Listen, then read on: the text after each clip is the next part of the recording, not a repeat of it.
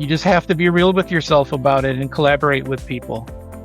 Collaboration is the top thing. You have to understand the business, work with the people in the business, and understand that you're a partner. You're not just a receiver of information looking to deliver something on the other end of that.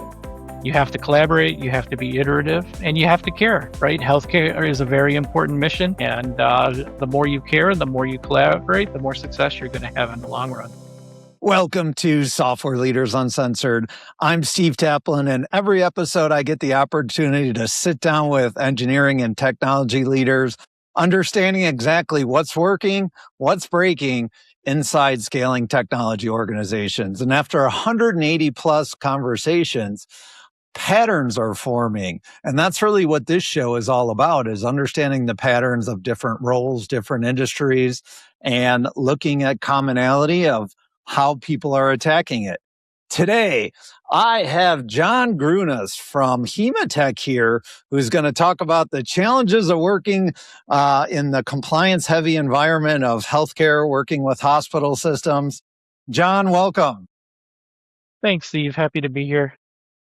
All right. Well, tell us more about your company. So Hema-Tec is a dialysis and apheresis services provider. We provide acute services within hospital systems throughout the Midwest. Gotcha. And from a company perspective and specifically your technology team, what's the work model you have? Are you guys in office, hybrid, remote? We have a hybrid situation.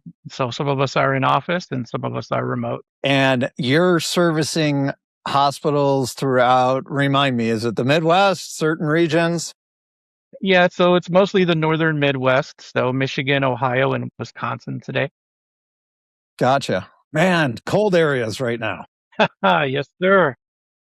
And so your team and the nature of what you guys are doing, are you having to travel on site to various hospital facilities? It does happen. It depends on what we're releasing and when and what that rollout looks like. Gotcha. Well, tell us about the structure of your current tech team. So the structure of our current tech team is kind of minimal in-house talent. We mostly utilize third-party contractor talent for what we do. And it works relatively well because it allows us to find specific talent allocation when we need it as we take on new projects. Gotcha. Have you seen any downsides to that with not having more internal expertise, so to speak? Well, there are a few downsides, right? There's always a little bit of what mirrors an onboarding process for third-party contractors as they get to know the company and get to know the business over time as they come on board. And, sometimes there could be time zone situations, right? East Coast, West Coast, or those kinds of situations that can make meeting scheduling and things like that a little bit more tough. But we find that it's doable. We're able to get ahead by essentially expanding the talent pool that we have access to by going about it that way. Gotcha. So tell us about some of the tech projects that you're working on. Yep. Well, some of the tech projects that we're working on today include everything from simple workforce management to workflow automations internally within the company, telemetry capture from medical devices, and integrations between obviously hospital systems and our system. Gotcha. And certainly integrations seem simple. Hey, it's just an API, but when you're dealing with HIPAA compliant data, it's always a little more challenging there. Absolutely. Everything we do has to have a compliance first mindset. And so tell me about some horror stories there of tackling that with challenging situations. Usually all the horror stories are wrapped up in approval processes. So, okay. Not unlike, I would argue, the education space as an industry, healthcare, because it is so regulatory heavy, it can take a while to get approvals in place and then to get through some quality assurance work and beta testing. Gotcha. So I'm going to answer this before I even ask it, but so specific challenges to your industry, certainly the regulations, HIPAA, if you're dealing with devices, now you have a whole another set of FDA compliance. But outside of that, what other challenges would be unique to the type of healthcare related services your company does? Yes. For us in the technology space, we never want to inhibit the ability to deliver services to patients, right? So we provide dialysis and apheresis services. So if a patient is not able to get the services that they need, they could quite literally die. So everything that we design, every piece of technology that the staff interacts with or our partners interact with, have to support that and not get in the way of that while maintaining compliant the entire time. So in a situation like that where literally somebody's life is at stake, how innovative can you get? Because to your point, it can't break, it can't not work, it can't just have to do a reboot when people's lives are at stake. Absolutely. That comes in a lot of different flavors, actually, right? There's online versus offline data capture, right? There's the security around that. There's clearly identifying what you can do from an automation standpoint, right? Things in the background that you can automate, things in the foreground that you absolutely cannot, and all of those pieces that require a human touch. You have to be able to discover and identify those things and make sure that they're protected. Gotcha. Now, how did you end up in your current role doing what you're doing?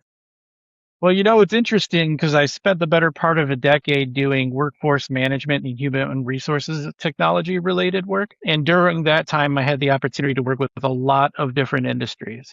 So everything from manufacturing to healthcare, education. So after that, I was looking at other missions that are out there in the technology space. I started working in the nonprofit space, and that gave me a lot of experience in the education space. And then while I was working there, I ran into the opportunity with Hematech and some of the work that they were doing. And they're kind of a younger, up and coming company, and doing really great things in terms of the quality of services that they provide, the mission that they have, and the culture of the company here. And frankly, that won me over. As my career has continued and I've had more exposure to a lot of different people in a lot of different industries, the mission has become probably the most important thing for me. So, tell us how your lessons and your leadership style has evolved being a technology leader of a healthcare and life sciences company. Well, I think one of the biggest things is that you have to be an ally in everything. I've worked for firms and with firms where there's a lot of receiving of information, right? Give me information, and I'll take that information and do something with it. What are your requirements? Or what I like to call the problem pitfall. So that sort of what's the problem we're trying to solve kind of approach to things. These are all things that can be problematic if you're not taking into account what the company is actually doing and what the mission of the company actually is. So there's a lot of effort that ultimately has to go into understanding a company. There's a lot of business analysis there. And I think that, if someone is looking for a leadership position in the tech space, that's a big part of it. You're not going to be hunched behind a computer writing code. You're going to be interacting with people all the time. And the type of people that you're interacting with is going to run the gamut of the an entire user base. You'll be working with ownership, executives. You'll be working with frontline individuals. You'll be working with developers. You'll be working with data experts. You'll be working with security professionals. You have to be able to translate that language across that entire user base. So, tell me, John, how you have dealt with non technical executives, especially when it comes to AI. And they say, hey, John, my buddy runs this huge hospital system. They're using AI for everything, and they said they've reduced costs by 30%. How do you educate somebody non-technical on AI? Because we could put 10 of the best tech minds together and ask them each what AI is, and we'll get 10 different answers. I think the biggest thing is that you just have to be real about it. Sometimes when you're having those conversations, you have to temper expectations. It's okay to recognize that there is a lot of zany marketing going on around AI right now. There are a lot of promises being made for a lot of things. And sometimes those promises aren't something that those companies can live up to, quite frankly. Or if they can, they can't do it in a way that's secure.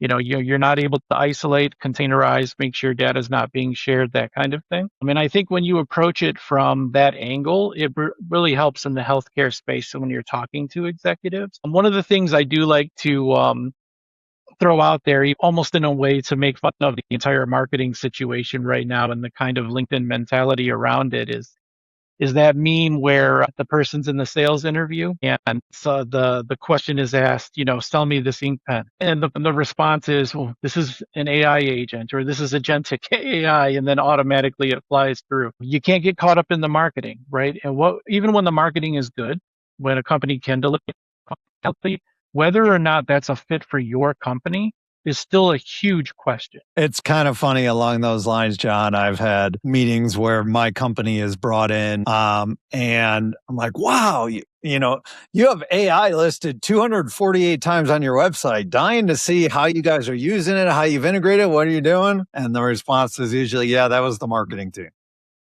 So your current model, you use a lot of third parties, you bring in developers as needed. With that said, tell us about when you have a project, how are you onboarding developers and taking things then from development to production? Yeah, so I have kind of a network of consultants that I like to work with, depending on the type of project that we're looking at, that I utilize to help me find the right talent so I can bring the right talent in. And then when I'm able to do that, the first step really is kind of onboarding those folks, get them to understand the company a little bit and the business that we do.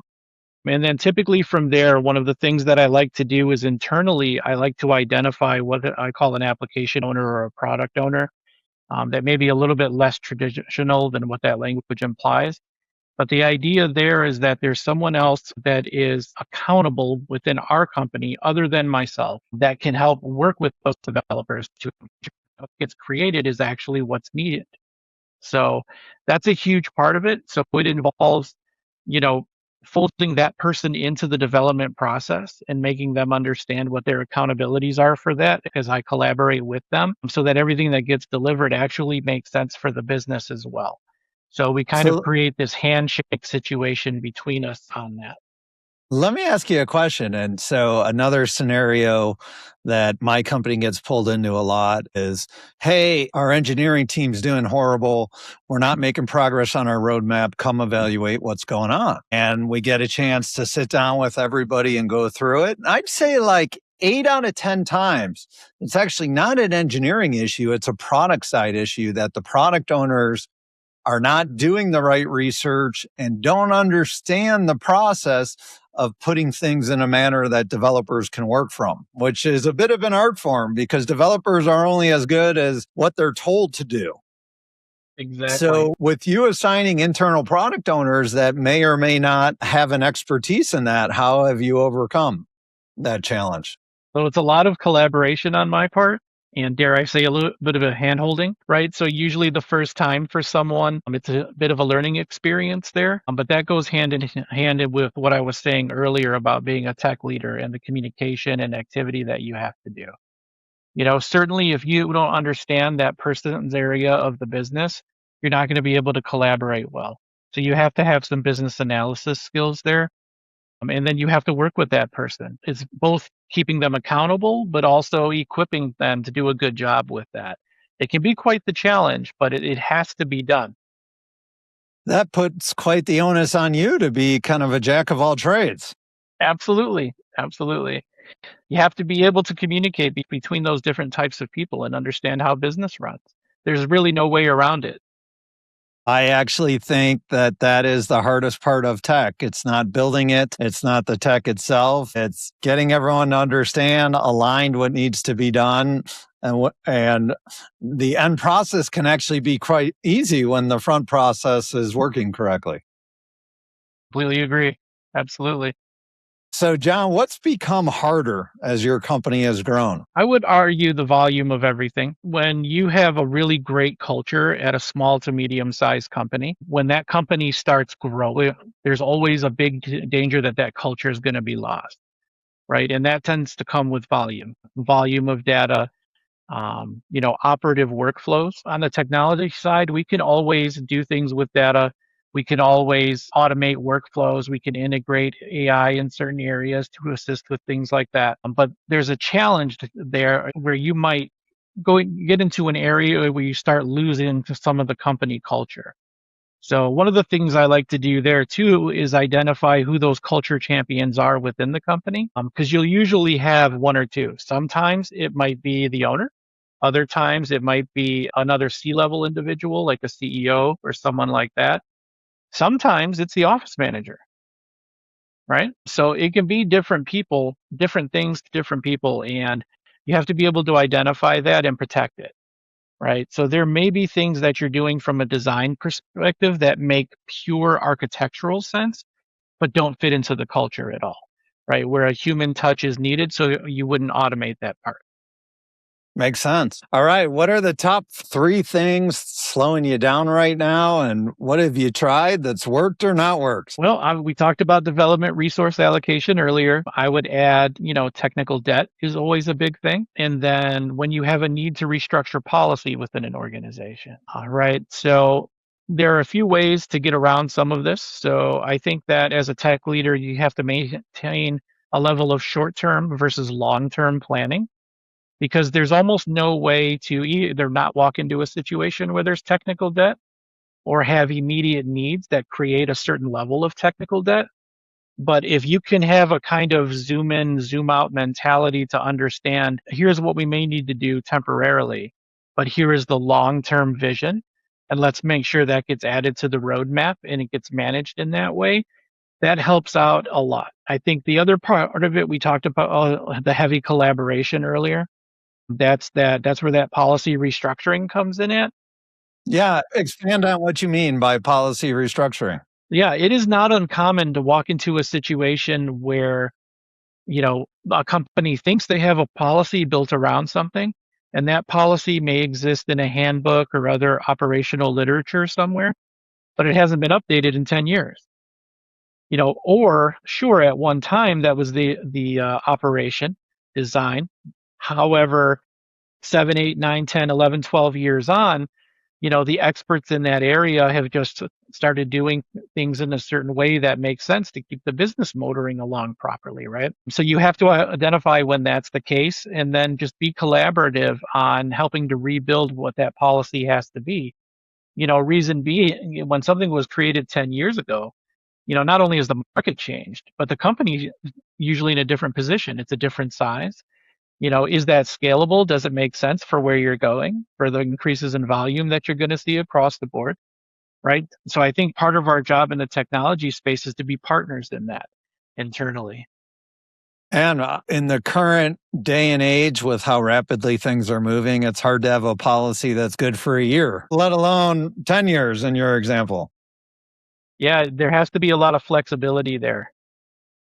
So, for the most part, all tech leaders out there are dealing with backlogs of work that wants to be done, wish lists. In fact, my CTO and myself have published a book that's coming out this month in April called The Backlog Illusion. And we talk about how backlogs have gotten so big and strategies on how companies work through them. Tell me about your biggest challenges that you faced in your current role with working through backlogs and make sure your roadmap doesn't expect 2050. Yeah, a lot of that just has to do with being organized, and it is a challenge, right? I talked about the short term versus the long term earlier. There are times where you're looking at a request, whether it's a bug fix, whether it's an update or an upgrade, and that really folds into the future vision and gets planned there and not in the short term. And then conversely, you have things in the short term that you really need to get in place that are non-negotiables. Even though they may directly or indirectly be a part of future plans, they also have to be right now. It's not an easy thing to do, but it is something that you have to do in order to identify what those things are. Otherwise, you'll just end up spinning your wheels all the time. And you don't want to do that, and you don't want to duplicate work. It is a waste of time and money.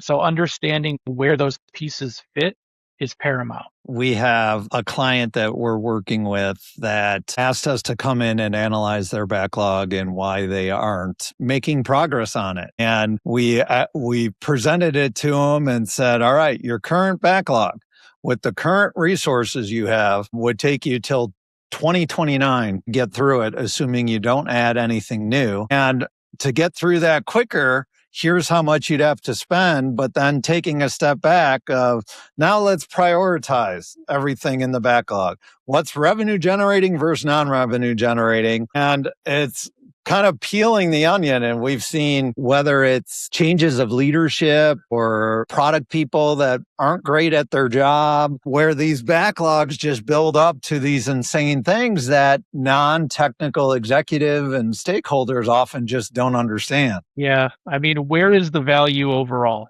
right? What's going to make the most impact for what the company is doing and where the company is going? All right. Where is that value for the organization? And that could be a tough conversation to have, especially when you're reviewing a backlog that you had nothing to do with. It's not uncommon for there to be things that have no value in that backlog. And even the things that do have value, the way that they've been recorded and organized in the backlog may not even be current anymore, especially when you have leadership changes, good approach changes, size changes, regulatory changes. There are a slew of variables that impact what value looks like. So tell me at a high level, a typical project you're dealing with. Your company, like any company, has tech debt within it. You're dealing with hospital systems that usually have tons of tech debt that stay unaddressed. And you have to get projects done connecting these systems that have so much tech debt between them. And it could be a matter of getting an urgent feature out to make sure machines are working properly. What do you do? Prioritize. What are those necessities, right? What are those short-term things, like the example you just used, keeping machines online, right? There are certain architectural necessities that have to be married with business priorities, and it all has to make sense together. There's kind of no way around that at all. And then in terms of what the future looks like, it has to do with where that value is at in ferreting that out, right? In my world right now, there's a combination of these tech debt scenarios as well as approvals and rollout planning that gets caught up in all of that. One of the things I think that one of the strategies that's really good to look at is where you can get your small wins at, right? One of the things that helps with the approval process and kind of getting buy-in with partnerships is where those gateways are. Where can you make improvements and make things better that build confidence with your partners and customers? That's always Yes. a good thing to identify. The big consulting firms out there like to talk vision, vision, vision. They bill you a bunch.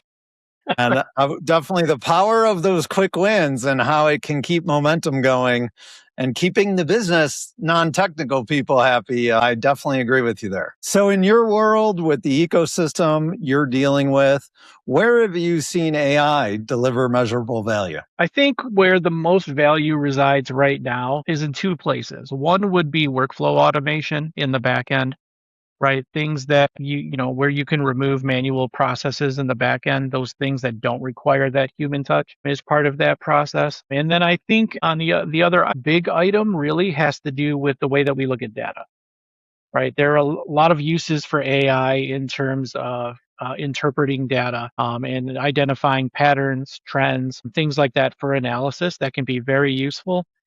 And then, a third item is depending on what you're doing exactly, is where AI can play a role in kind of a limiting coding functionality, right? There are use cases there where depending on what you're doing, starting with AI code and refining that can help shorten some timelines in the development process. No doubt. Let me ask you a question. To maximize agentic AI, as people like to tout it today, you have to be working from good, fresh, clean, organized data that's structured good, that's governed good. In the real world, there's very few companies that their data truly meets that requirement. How do you look at that in your world of being able to maximize AI within your ecosystem? Once again, so I get the workflow automation, I get the coding efficiencies that exist, but if it was all about the data and how your company can use AI against that data. Well, one of the things about healthcare specifically and all the regulation that comes with it is the simple fact that when it comes to a lot of that data, it helps keep it clean in that way from a governance perspective, right? So the same things that might sort of slow down innovation in one way at the same time can protect data integrity. And that's a really big boon. That's where the trade-off comes in, I think.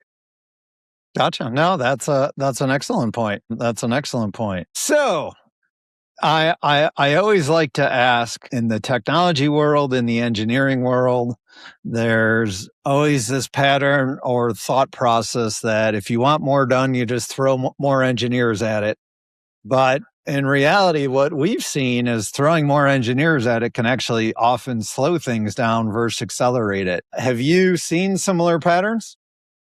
Yeah, absolutely. You can't have too many fingers in the pot, too many hands in the pot, right? You don't want to have, putting 10 people on something when two or three will cut it. You don't want to do that. You can easily oversaturate your talent pool in any given area. Definitely agree. And as you start adding multiple teams, now that means more meetings and coordination and making sure everybody's up to speed. And it can not always be the best thing. So when you look at your world, John, if nothing changes in your tech organization, what will be the first thing to break in the next 12 to 24 months? Oh, the first thing to break in the next 12 to 24 months. That's a good question. That's kind of my job, hosting a podcast, to ask some pretty good questions. But yeah, it is a good question. I would say in terms of where my mind at is right now, and I don't want to throw certain cloud service organizations under the bus, but there are some decisions being made around AI and what the Our AI. listeners like when we bash the big dog. Well, the fine folks over at AWS recently experienced some blowback from some AI activity that probably was not a good idea in the first place. So that's one of the things that stands out to me, right? We all, in some way, shape, or form, are using cloud services. It's the most affordable and efficient redundancy you can put in your engineering architecture. So I think that's a fear right now. I think that right now that might be my biggest fear, is that in the cloud services environment, it's something that we did not do ourselves. It impacts something going on in the way that we compute. Yes, people always thought, well, it can't go down. There's redundancy everywhere, and well, I guess that was proven. But that's a tough one because so what are you saying? You need to set up your own dedicated environment as backups or multiple cloud providers. What's your thought on how to mitigate that? Assuming you actually have to worry about budget. Yeah, well, you have to work with your cloud service providers and make good decisions on who you're going to use, what their support touch is in that regard. Going back to the AWS example, one of the positive things that they did as a result of that is actually started working with Google Cloud to help back up some of their processes and services, so that if something like that happens again, they have more redundancy built in. So I really like the idea of seeing cloud service organizations working together in that way to make Let me things make more sure. robust Let me make sure I heard you right. So you're saying AWS is working with Google Cloud Services for certain backup functions? for redundancies. Yes. Okay. Yeah. I have not read that. That's interesting. Yeah, it is a really interesting situation, but I think these are the lessons being learned right now. Right now, what companies are going to work together and what capacities is going to be really interesting to see, as well as the cost structures around that as well. Gotcha. I love it. That's why I like doing this podcast. I get to learn new stuff every day, and it's smart. I haven't heard that though. So thank you for the education here. So No worries. No worries. John, one last question for you. What's one piece of advice you would give other technology leaders who are dealing in a similar healthcare related environment that you are. You just have to be real with yourself about it and collaborate with people. Collaboration is the top thing. You have to understand the business, work with the people in the business, and understand that you're a partner. You're not just a receiver of information looking to deliver something on the other end of that. You have to collaborate, you have to be iterative, and you have to care, right? Healthcare is a very important mission. And the more you care, the more you collaborate, the more success you're going to have in the long run. Awesome. John, really appreciate you sharing all this. Thank you for getting Uncensored with us today. That's it for this episode of Software Leaders Uncensored. If you're leading a tech organization and any of the patterns or problems we've talked about resonate with you, go ahead and hit subscribe because these conversations keep building on each other. I'm Steve Taplin. See you next time. That's a wrap. Another great episode of Software Leaders Uncensored. Thank you guys so much for listening. I really appreciate it. It's a lot of fun doing this show. I love talking with great tech leaders. As a side note, if you're interested, check out my new book, Fail Hard, Win Big. This is the story of how I built 30 companies, failed on 20, and turned 10 into multi-million-dollar wins. The common thread with all of them was custom software. Also, if you need software development help out there, my company, Sonatafy Technology, we deliver world-class software development engineers out of Latin America. We have a solid track record of helping companies launch better products and faster. Thanks again for listening. Appreciate it and appreciate you.